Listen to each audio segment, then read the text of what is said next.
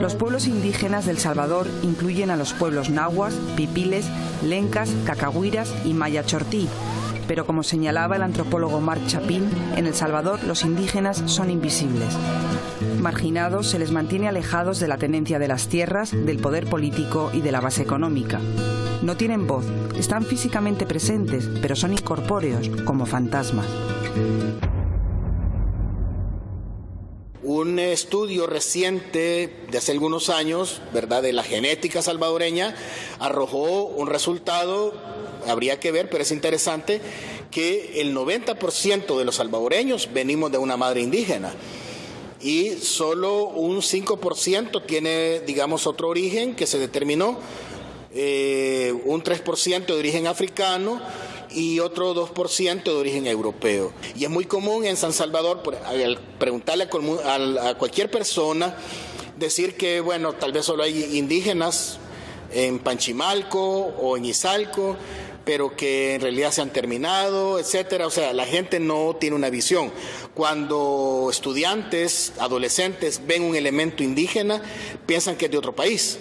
Cuando ven el instrumento, el teponahuaste, cuando ven algunas expresiones de los pueblos indígenas, piensan que es de otro país. Según cálculos de las organizaciones indígenas, entre el 10 y el 12% de la población es indígena, es decir, más de 650.000 salvadoreños son indígenas. Según el Censo de Población de 2007, 11.488 declararon ser indígenas, el 0,2% de la población. Con el censo se oficializaba la invisibilización. Bueno, el censo de 2007 fue un punto interesante porque fue implementado por un gobierno de derecha y parece que había un interés claro en, digamos, comprobar que no había muchos indígenas, que arrojó que había 13.000 indígenas en El Salvador, lo cual es evidentemente falso. La pregunta sobre los indígenas, digamos, el estamento indígena le decía, ¿es usted, ? Blanco, después decía mestizo, entre paréntesis, mezcla de indio con blanco, después decía indio y al final decía negro, entre paréntesis, de raza. Es decir, la pregunta era eminentemente fenotípica y esto no llega, pues, es decir, era la clasificación colonial.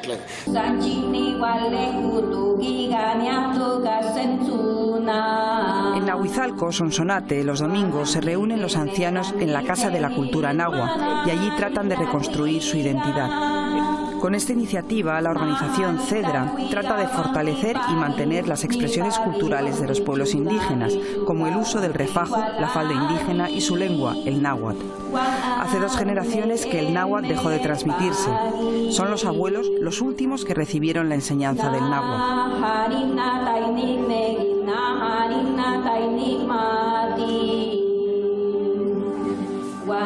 El olvido de la cuestión indígena hunde sus raíces en una masacre, la de 1932. Tras un intento de levantamiento campesino en la zona occidental, el presidente Hernández Martínez ordenó matar a los comunistas y bajo esa excusa hizo desaparecer a una buena parte de la comunidad indígena. Las cifras reales no se conocen, pero algunos expertos hablan de una masacre de 10.000 a 30.000 indígenas. Cuando pasó eso, yo lo vi los señores que estaban pasando y yo preguntaba con mi mamá y le dije yo así, ¿y estos hombres para qué pasan? Ella solo me hizo señas que yo me quedé callada y entonces yo me dijo, esos están pasando, matando los señores y sacando los papeles de las tierras a matar otro lado. Y los niños los encontraban, iban con desayuno, les preguntaban y les decían, ¿para dónde vas con esa comida? A dejar la comida de mi papá. ¿Por dónde queda? Por allí, les decían nomás. Y si no decían la verdad, le apretaban el pene de los niños para que mueran. Así lo hacían. Y yo lo vi que mi papá, él se vestía de morado, y él se trepaba en un palo más arriba y allí se estaba cuando pasaban, no lo miran. En otro día ellos se iban en un barranco que le decían Golondrinera. Allá se iban en el barranco a esconderse. El genocidio de 1932 fue un parteaguas en la historia y que determinó de alguna manera la guerra civil que comenzó en 1980 hasta el 92, los 12 años de guerra que también nos ha determinado como país, ¿no? Entonces una cosa determina la otra. Tenemos pues que, otra vez hablando de Roque Dalton, ¿no? Que el hecho de decir nacimos medio muertos en 1932 es porque prácticamente pues todos los salvadoreños y salvadoreñas estamos bajo una pena suspendida, una pena de muerte suspendida, ¿verdad? En el momento en que cualquiera se levantara, pues podía ser exterminado, como sucedió con los indígenas. Es decir, el Estado salvadoreño siente un precedente en 1932 de represión, ¿verdad? Extrema. En la matanza del 32 tengo una serie de cosas que nunca se me pueden olvidar, porque allí falleció, ahí fusilaron en una hacienda Mirasalco, ahí fusilaron mi abuelo Juan Pérez y los 5 hermanos y los 5 hijos de él, que eran mis tíos allá, están sepultados en esa hacienda. Por cierto, mi abuelo tenía sus propiedades allí, cada uno tenía sus 10 manzanas, y esas tierras quedaron en manos de Jorge Leandro Mata. Las escrituras allá quedaron también, y ahora nosotros para trabajar en esas tierras pagamos $10 por tarea. Y es así como hasta la época, desde el año 1932 hasta esta fecha, no nos podemos levantar porque para comer trabajamos y pagamos las tierras. Yo trabajo 8 tareas, pago $80 para poder subsistir. Hermanos, que nuestros abuelos no cantaban rancheras. Cada domingo que hacemos las reuniones, hacemos nuestra ceremonia para poder dar gracias por toda nuestra cosmovisión que está entre nosotros. Que siempre ellos vienen a escuchar la charla que nosotros les damos. A veces es charla de identidad, a veces de memoria histórica, a veces de medicina, dependiendo de la fecha que tengamos, así es la charla que les damos. Y era maravilloso el hombre que antes de ir a trabajar saludaba a la Madre Tierra. La saludaba con la matunanza. La saludaba. Es importante saber qué es lo que estamos haciendo y por qué lo hacemos. Porque para los pueblos originarios, las comunidades indígenas de las cuales yo pertenezco, se nos ha olvidado que el trasfondo de este problema que tenemos es por habernos olvidado de las creencias ancestrales. Especialmente, como la teoría de hoy, es hablar, cantar a la Madre Tierra. Decía un escritor, cantar a los 4 vientos es la forma más importante de agradar al Creador. Si los árboles suenan por el viento y los pájaros cantan, ¿y por qué el ser humano no lo hace? Gran abuelo, Sol, calma tu ira, y que esa fuerza que nos vas a mandar sea para fortalecer. Yo cuando estaba chiquita le decía a mi abuelo, porque mi abuelo es la que podía hablar en náhuatl. Y entonces yo le decía, no, ¿para qué te vamos a enseñar usted? Me dice, porque no vas a aprender. ¿Cómo no, abuelito? Le digo yo. Pero nunca me quiso enseñar, lo que yo así pasaba tras las casas así, mire, oía yo que hablaban en náhuatl. Pero yo como 5 palabras la aprendí de ahí para allá, y como no me quisieron enseñar, hablaban las abuelitas. Sí, oía, yo pasaba tras la casa, oía que hablaban eso, pero no lo puse a cuenta porque no me quisieron enseñar. Hoy me dicen, para que aprendas eso, te vamos a dar un papel todo escribido, pero como no puedo leer ni escribir, yo quisiera aprender, pero no puedo. ¿Por qué sigue perdiéndose? Porque ahora las grandes compañías extractivas están disfrazando a otras personas como para que digan que son indígenas, pero no son indígenas. Entonces hay como un modo de confusión. Acá nosotros los indígenas de El Salvador nos caracterizamos por ser indígenas sin tierra, que es una cosa horrible de decirla, pero en realidad así es, porque nuestras tierras antes eran comunales y ahora tenemos que alquilar nuestras tierras para cosechar nuestra alimentación.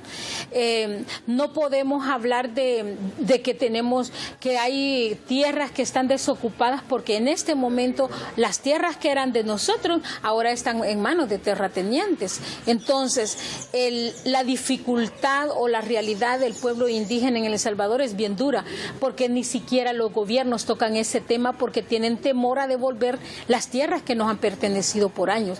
Pero es una lucha a nivel internacional que estamos diciendo que se ratifique el convenio 169, porque es allí donde vamos a descubrir de los abuelos que tienen sus escrituras y que no tienen las tierras.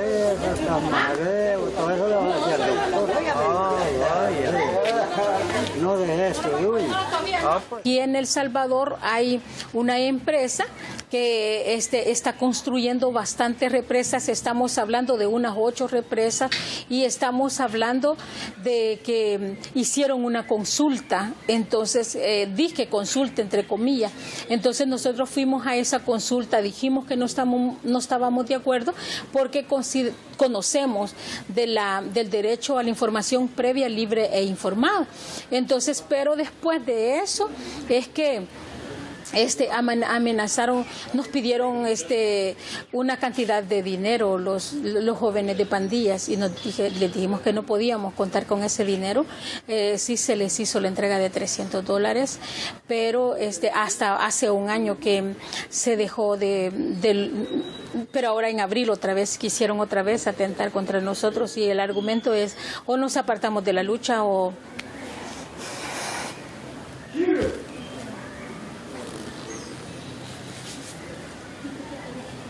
Había permitido que una persona de aquí, de los que vienen, los tenía trabajando en una carpintería que yo tengo y de ahí les estaban dando toda la información. Y entonces cada acción que yo hacía era contra mí. Entonces cuando yo me di cuenta, traté la manera de resolver todo y le dijeron, porque a mi hijo sí le dijeron o que abandonara la lucha o que ellos que la sangre de ellos iban a pagar por la lucha que yo tenía. Y sí se lo dijeron. Entonces ellos me dijeron de que si yo no los quería, que siga en esto, pero que si yo los quería a ellos, que escogiera entre ellos y entre el trabajo que yo tengo. Durante el conflicto armado de 1980 a 1992, los pueblos indígenas fueron especialmente afectados. Como expresión de esto resultaron las masacres del cantón Carrizal de Nahuizalco en julio de 1980 y la masacre de Las Hojas en 1983 en San Antonio del Monte. Ambas ocurrieron en el departamento de Sonsonate. Ninguna ha llegado a los tribunales nacionales o internacionales y sus autores fueron perdonados por decretos de amnistía. El caso Las Hojas, Sonsonate, está abierto en la Comisión Interamericana de Derechos Humanos, pero no ha sido reactivado como tal. En la falta de empeño de construir casos en El Salvador, de construir estratégicamente casos que pongan en jaque el problema de la justicia en El Salvador y llevarlos después de agotar todos los recursos en el país, civiles, administrativos, penales, de carácter público y político también, como recursos de amparo y de garantías, y llevarlos precisamente a la Comisión Interamericana de Derechos Humanos para que siga un proceso ante la Corte Interamericana. Inmediatamente después de la guerra, la migración masiva, forzada, continua, permanente y fluida ha afectado las comunidades indígenas, ciertamente. Han afectado la integración de las comunidades indígenas como tal, y siento que cada vez más hay un movimiento más desintegrado desde el punto de vista de los derechos indígenas. No hay una cultura fuerte entre las comunidades indígenas de unirse. Yo creo que no solamente hay que echarle la culpa al estado actual de cosas, no al estado nacional, sino al estado actual de cosas. Creo que también, sin duda, han habido fenómenos, como ya le dije anteriormente, fenómenos que han afectado más todavía la desintegración de los propios pueblos y de sus comunidades. La migración es un proceso palpable, demostrable, que afecta no solamente a los pueblos o comunidades indígenas de El Salvador, sino a comunidades campesinas, a comunidades marginales, a comunidades hasta de pequeños empresarios que han tenido que migrar, ya sea por cuestiones económicas o, en este caso, por la violencia brutal que está padeciendo buena parte del país.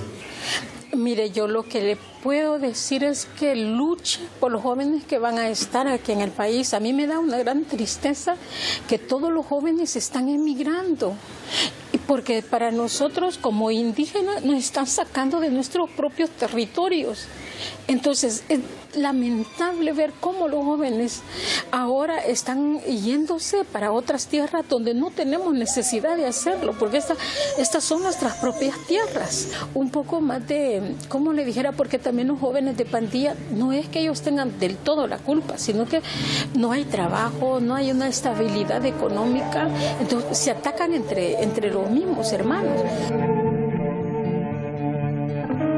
Pues la historia de El Salvador es en los últimos 100 años una historia de gravísimas y aberrantes violaciones y crímenes contra la dignidad humana.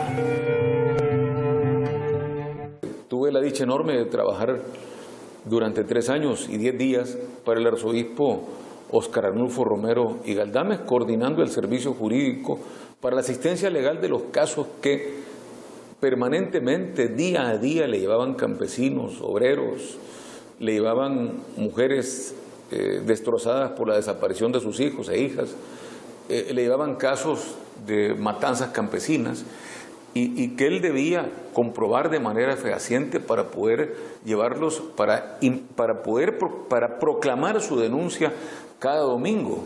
Eso fue lo que hizo realmente Romero con su valor.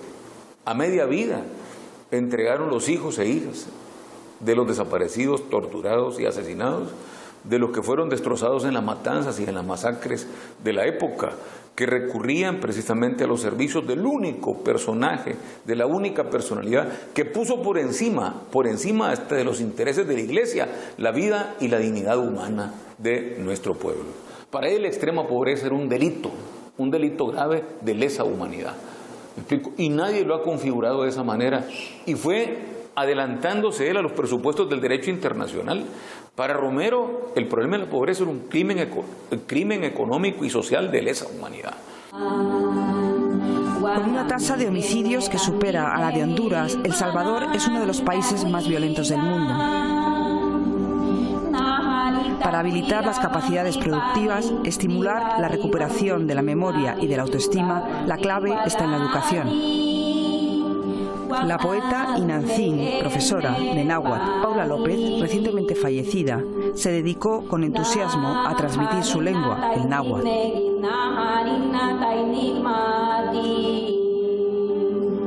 El Salvador no se ha propuesto una meta, a pesar de que los últimos gobiernos, especialmente los del partido de izquierda FMLN, han propuesto, sin duda, con mucho sentido nacional y atinado probablemente a la mayor vibra que hay que tener para levantar este país, un país más educado, un país más productivo, con equidad, y un país más seguro humanamente también. Pero la clave, como le digo, de esta desactivación tan negativa del sentimiento y de la fe, en el sentido de nuestra pertenencia e inclusión, es la educación. Y la educación en derechos. Le tenemos miedo a pasar la historia por la educación. Le tenemos miedo a repasar la realidad de la historia ante la educación. Le tenemos temor profundo a analizar la realidad, aplicándolo, como decía el filósofo Ignacio Acurí acá, la realidad más real de los pobres y de las mayorías oprimidas. Yo bailo con mi canción y no con la que me toca.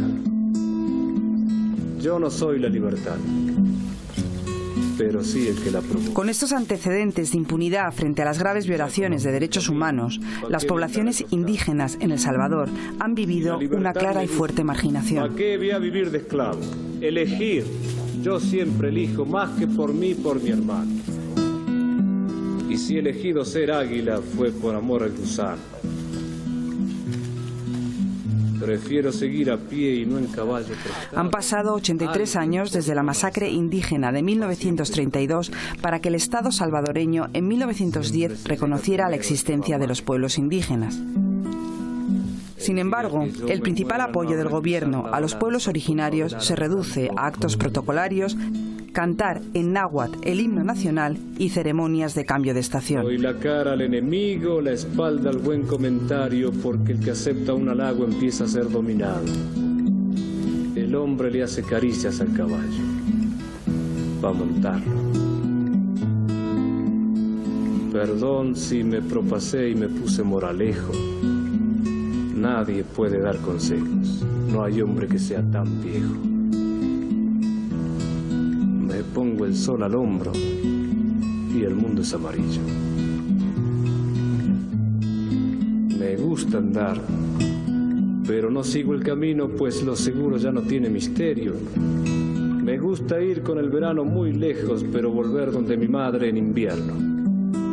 Y ver los perros que jamás me olvidaron y los caballos y los abrazos que me dan mis hermanos. Me gusta. Me gusta.